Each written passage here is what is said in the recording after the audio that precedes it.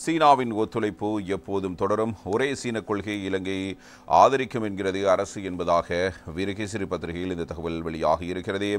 ஐக்கிய நாடுகள் மனித உரிமைகள் பேரவையிலும் ஏனைய சர்வதேச அரங்குகளிலும் இலங்கையின் இறையாண்மையை பாதுகாப்பதற்கு அவசியமான ஒத்துழைப்புகளை சீனா தொடர்ந்து வழங்கி வந்திருப்பதாக சுட்டிக்காட்டியிருக்கும் அரசாங்கம் அந்த ஒத்துழைப்பு எதிர்வரும் காலங்களிலும் தொடரும் என்றும் தெரிவித்திருக்கிறது. அத்தோடு ஒரே சீனா கொள்கையின் பிரகாரம் சீனாவின் இறையாண்மைக்கு எதிரான செயற்பாடுகள் மற்றும் பிரிவினைவாத நடவடிக்கைகள் போன்றவற்றை எதிரான நிலைப்பாட்டினை ஐநா மனித உரிமைகள் பேரவை எடுக்கும் என்பதாக அவர் இவ்வாறு சுட்டிக்காட்டியிருக்கிறார்.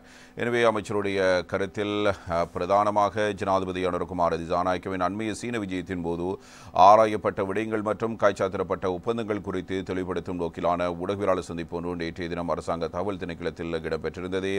அங்கு கருத்து வெளியிட்ட வெளிவிவகார அமைச்சர் விஜய் தேரர் ஜனாதிபதியின் சீன விஜயமானது எதிர்வரும் காலங்களில் ஒரு நாடு என்ற ரீதியில் இலங்கை முன்னேற்றகரமான பாதையில் பயணிப்பதை முன்னிறுத்திய மிக முக்கிய விஜயமாக அமைந்ததாகும். இதன்போது இரு நாடுகளுக்கும் இடையில் அரசியல், பொருளாதார மற்றும் கலாச்சார ரீதியிலான பரஸ்பர ஒத்துழைப்பை மேலும் வலுப்படுத்துவதற்குரிய பல்வேறு இணக்கப்பாடுகள் எட்டப்பட்டதாகவும் 15 இருதரப்பு புரிந்துணர்வு ஒப்பந்தங்களில் கைச்சாத்திடப்பட்டதாகவும் சுட்டிக்காட்டியிருக்கிறார்.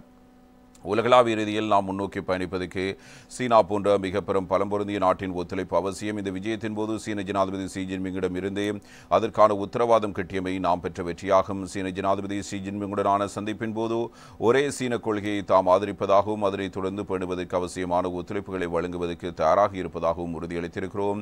அதேவேளை சீனாவில் ஏதேனும் பிரிவினைவாத செயற்பாடுகள் இடம்பெறின் அதற்கு எதிராக இலங்கையுடன் நிற்கும் இலங்கை நாட்புல எல்லைக்குள் சீனாவுக்கு எதிரான எந்த ஒரு பிரிவினைவாத செயற்பாடுகள் இடம்பெற்ற போதும் அதற்கு ஒருபோதும் இடமளிக்கப் போவதில்லை எனவும் சீன ஜனாதிபதியிடம் உத்தரவாதம் அளித்திருக்கிறோம். கடந்த காலங்களில் ஐக்கிய நாடுகள் மனித உரிமைகள் பேரவையிலும் ஏனைய சர்வதேச அரங்குகளிலும் இலங்கையின் இறையாண்மையை பாதுகாப்பதற்கு அவசியமான ஒத்துழைப்புகளை சீனா தொடர்ந்து வழங்கி வந்திருக்கிறது.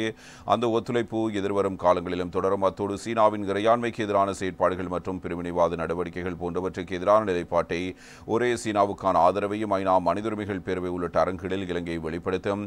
இதன்போது எதிர்வரும் காலங்களில் சீனா தாய்வானுக்கு எதிராக ஆக்கிரமிப்பில் ஈடுபடும் பட்சத்தில் அதனையும் இலங்கை ஆதரிக்குமா என எழுப்பப்பட்ட கேள்விக்கு பதிலளித்த விஜய் தேரர், தாய்வான் என்பது சீனாவின் ஒரு பகுதி என்பதால் தாய்வானை ஆக்கிரமிக்க வேண்டிய அவசியம் சீனாவுக்கு இல்லை. சீனாவின் ஒரு அங்கமே தாய்வான் என்பது எமது அரசாங்கம் மாத்திரமன்றி முன்னைய அரசாங்கங்களும் ஏற்றுக்கொண்டிருக்கின்றன. எனவே நாம் அக்கொள்கையை மாற்றமின்றி தொடர்வோம் என்பதாக அமைச்சர் விஜய் தேரர் அவர்கள் இவ்வாறு குறிப்பிட்டிருக்கிறார்.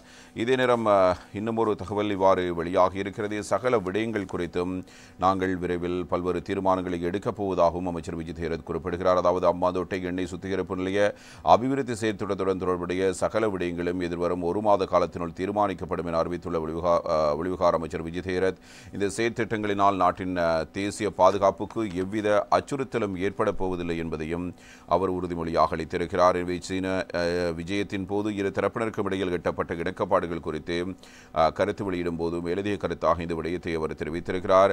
குறிப்பாக ஹம்பாந்தோட்டை எண்ணெய் சுத்திகரிப்பு நிலைய நிர்மாணம் தொடர்பில் இரு தரப்பு இணக்கப்பாடு எட்டப்பட்டிருப்பதாக சுட்டிக்காட்டியதோடு இந்த செயற்திட்டத்தை முன்னெடுப்பதற்கு $3.7 பில்லியன் நிதியை முதலீடு செய்வது குறித்து சீன பெட்ரோலியம் மற்றும் ரசாயன கூட்டுத்தாபனத்துடன் ஏற்கனவே இணக்கப்பாடு எட்டப்பட்டிருக்கும் நிலையில் இந்த செயற்திட்டத்துடன் தொடர்புடைய நிபந்தனைகள், வழிகாட்டல்கள், ஏனைய வசதிகள் இத்திட்டத்தின் மூலம் இலங்கையினால் விநியோகிக்கப்படக்கூடிய எரிபொருள் அளவு உள்ளிட்ட விடயங்கள் குறித்து எதிர்வரும் ஒரு மாத காலத்துக்குள் தீர்மானிப்பதற்கு ஜனாதிபதியின் சீன விஜயத்தின் போது இணக்கம் காணப்பட்டதாக வெளிவிவகார அமைச்சர் விஜய் தேரர் கூறுகிறார்.